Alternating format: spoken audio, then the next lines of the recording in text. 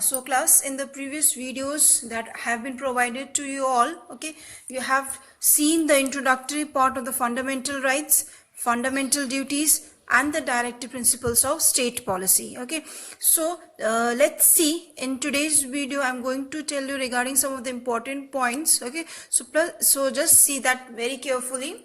Okay, fundamental rights in the Indian Constitution. You have seen that in the first video which has been sent to you regarding the fundamental rights. You might have seen that the term, or you can say the term, has been used, Bill of Rights. Okay, now Bill of Rights are basically the human rights.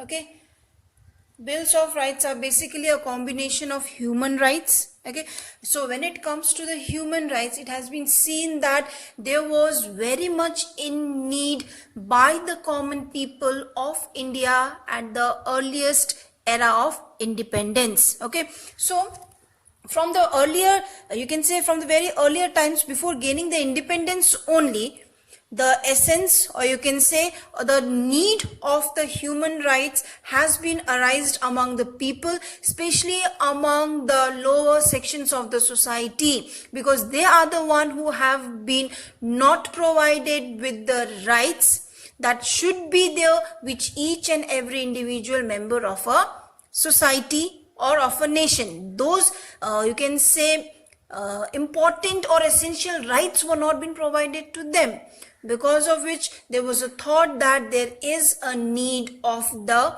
human rights, or a list of human rights which are needed to be provided to the common people.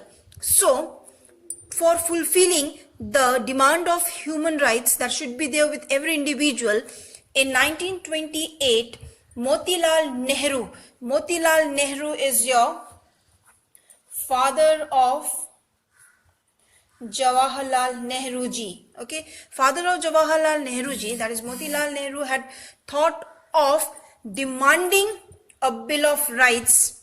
Okay, so why he had demanded? Because as per his perspective, there is a need that each and every individual citizen of the state must be provided with the equal rights without any discrimination based on the class, whether it's from a higher section of the society or from the lower section of the society. So to provide equal benefit, equal opportunity, equality among all the people of a society, in 1928 Motilal Nehru Committee has demanded a Bill of Rights. Okay, so next is the fundamental right which is there.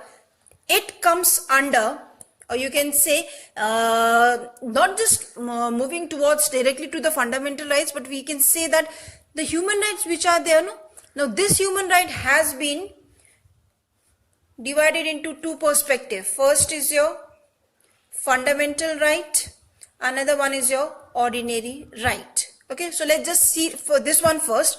Fundamental rights are basically those rights which are being protected as well as which are being guaranteed by the Constitution.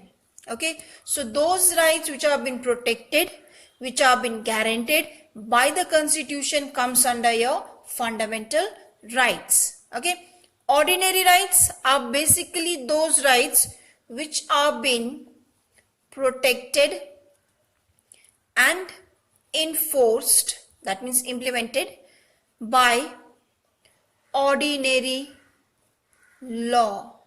That means in the rights which comes under ordinary right, Constitution has nothing to do. Constitution do not provide the ordinary rights with the protection and guarantee.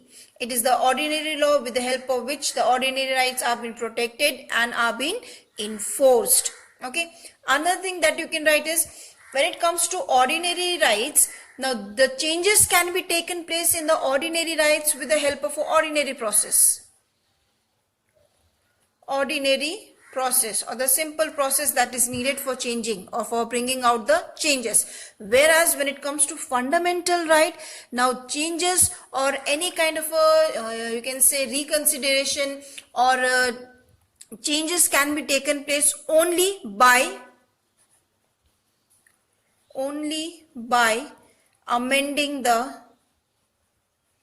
constitution itself. That means the whole process, amending itself means changes.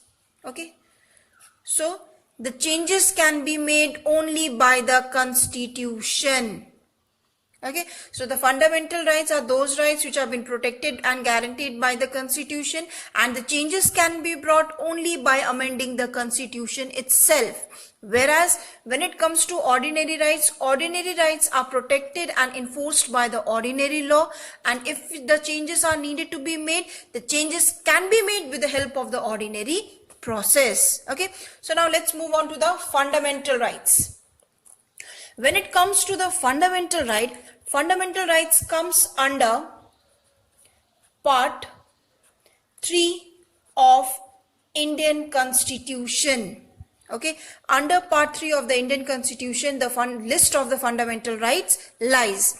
Next one, it comes under from Article 12 to Article 35.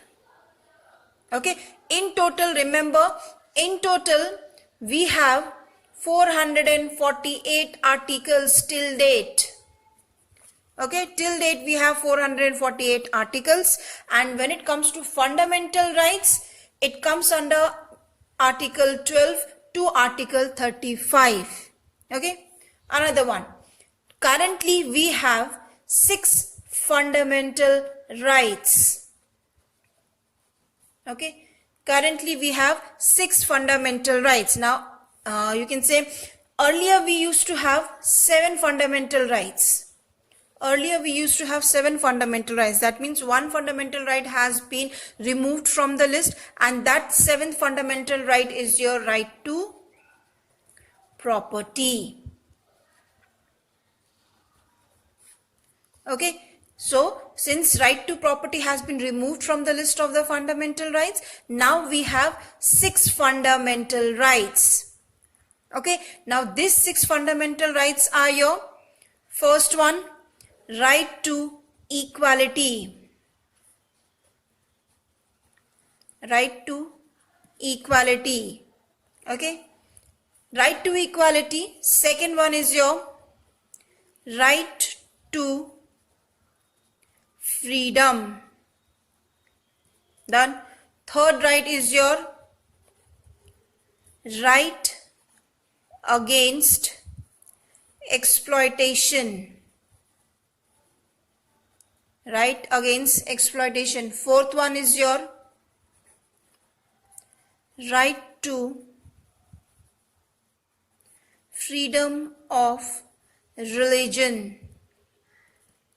Point number 5, cultural and educational rights. And the last one is your right to constitutional remedies. Okay, so these are your 6 fundamental rights under part 3 of the Indian Constitution between Article 12 to 35. Okay, so this is the list of the fundamental rights. In our next video, we'll discuss in detail regarding each of the fundamental rights.